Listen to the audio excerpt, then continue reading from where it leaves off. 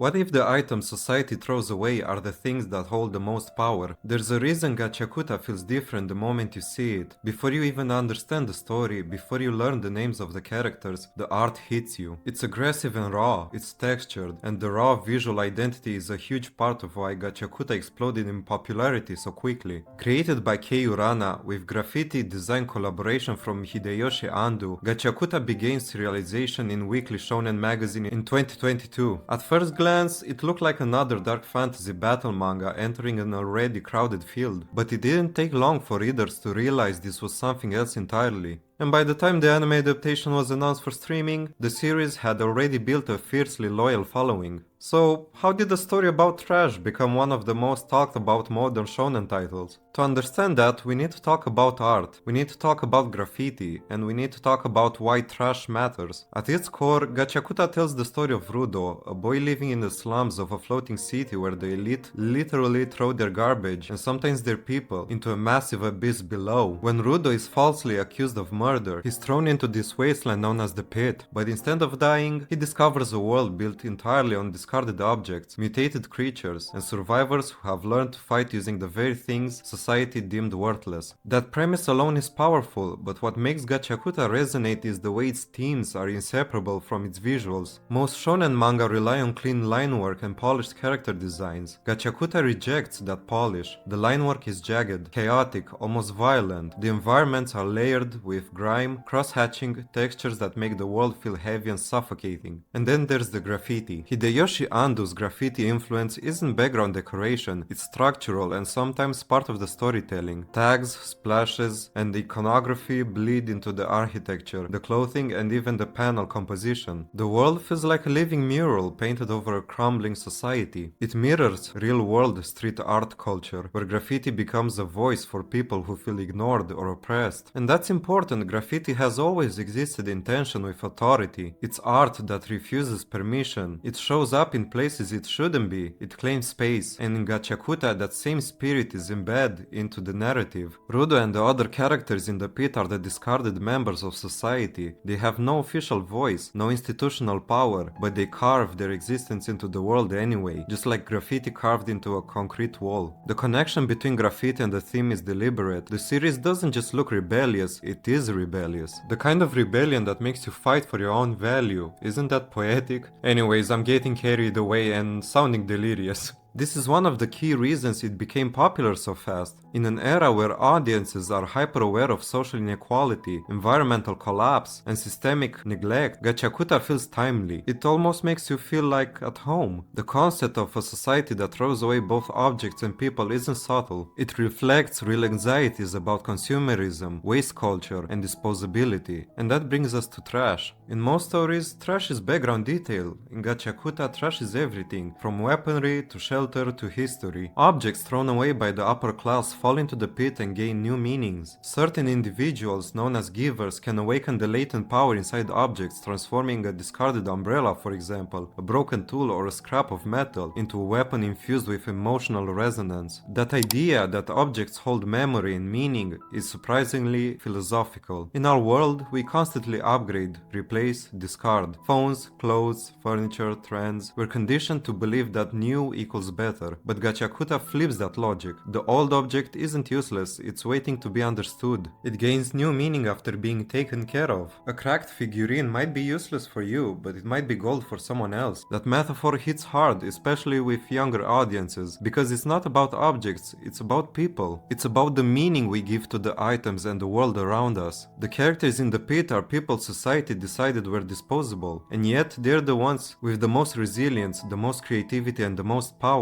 That emotional undercurrent is part of why fans connected so strongly to the series early on. It's a battle manga, yes, but it's also about reclaiming value. You can also interpret it as reclaiming your own value. Visually, this theme manifests in the character designs and clothing. Fashion in Gachiakuta feels like post-apocalyptic streetwear, layered fabrics, heavy stitching, utility belts, exposed seams, patchwork aesthetics. aesthetics. It's as if the characters assemble their own outfits from whatever they could salvage. And yet, the designs are intentional, stylish, and bold. They look cool as hell. There's a strong influence of urban fashion, oversized silhouettes, textured materials, graffiti-inspired patterns. It turns ugliness into something beautiful and strong. This aesthetic has spilled into fandom culture. Cosplayers don't just replicate the outfits, they interpret them using thrifted materials, distressed fabrics, and DIY techniques. Fan artists lean into the gritty brush techniques and spray paint effects. Even online edits and promotional visuals emphasize the scratch-tagged urban vibe. It's rare for a manga to feel like it could inspire a fashion movement, but Gachiakuta comes close. Its trash punk aesthetic aligns perfectly with modern streetwear's fascination with deconstruction, asymmetry, and visible imperfection. In a way, the series arrived at exactly the right cultural moment. Another reason for its rise is timing within the shonen landscape. In recent years, darker series have dominated conversation. Audiences gravitate toward emotionally intense, morally complex worlds, but while many dark fantasies lean into gothic or supernatural horror aesthetics, Gachiakuta stands apart with its urban grit. That distinct identity made it immediately recognizable online. Panels circulated across social media not just because of the plot twists, but because of how they looked. The art was shareable, it stood out in a feed.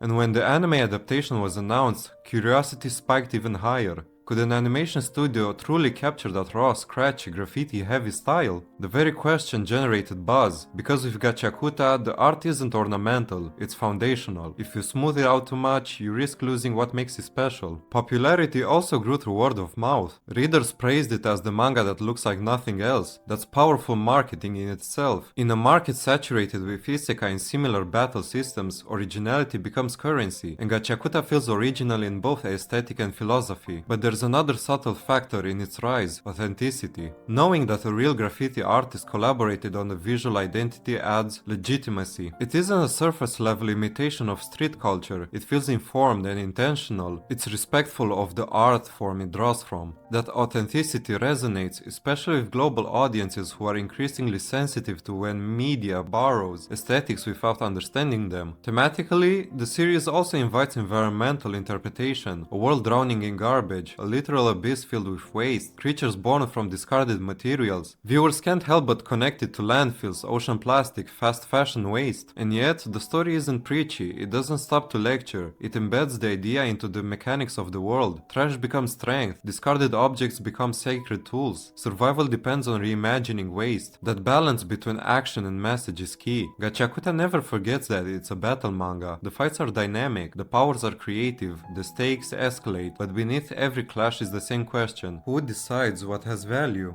The reason the series became popular isn't just because it looks cool, it's because it makes readers feel something raw and immediate: anger at injustice, satisfaction in reclaiming power, inspiration in turning scraps into weapons. It also taps into a universal emotional experience, being underestimated. Almost everyone at some point has felt discarded, overlooked and labeled as less than. Gachiakuta takes that feeling and weaponizes it. That emotional clarity travels across cultures, which helps explain its rapid international appeal. And let's be honest, with how shitty the world is at the moment, the story has never been more powerful. And by the time the anime entered production, the foundation was already solid. The manga had already proven it wasn't a passing novelty. It was building a world with visual and thematic cohesion. It had something to say, and perhaps most importantly, it trusted its aesthetics. In an industry that often polishes down rough edges to appeal to broader audiences, Gachiakuta leans down into its roughness. The scratches stay, the grime stays, the graffiti stays, and that commitment becomes its identity. So when we ask how Gachiakuta became popular, the answer isn't just marketing, it isn't just timing, it's the message it sends. And I know that sounds cheesy, but hear me out, it's about alignment between art and what it wants to convey. Alignment between graffiti and rebellion against authority, between trash and transformation, and between audience anxieties and narrative metaphor. It feels like a product of the current era, a story born from concrete, spray paint and landfill smoke. A shonen series that understands that sometimes the most powerful thing you can do is pick up what everyone else ignored and turn it into something unstoppable. And that's why Gachiakuta isn't just a manga about trash, it's a story about value, about identity and belonging somewhere. And in a world obsessed with throwing things away, it makes you ponder the most uncomfortable question of all. What if the things we discard are the things that matter the most? I hope I encapsulated what makes Gachiakuta great. What do you love about the series, or what don't you like about it? Let me know down in the comments, and as always, see you next time.